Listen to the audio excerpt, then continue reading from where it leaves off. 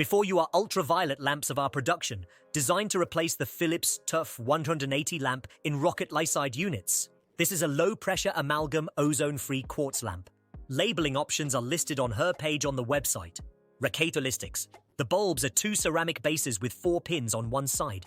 The power of the lamp is 172 watts. Operating current is 2.1 A. Its radiating power is 55 watts. Dimensions. The length of the lamp is 840 mm, arc length 746 mm, tube diameter 90 mm, base diameter 23 mm, lifetime 16,000 hours. You can see all technical parameters in the lamp passport.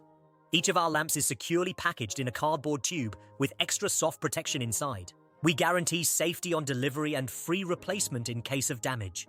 We always have in stock all kinds of components for all types of germicidal systems. Lamps, quartz covers, power supplies, gaskets and connectors. The inner surface of all our lamps is coated with a special UVL-LivePower Plus compound developed by our engineer. It prevents the silica glass from neglecting the rutite molecule, extending the efficiency of lamp life. You can order this lamp and other equipment by filling out an application form on the website or by calling us by phone.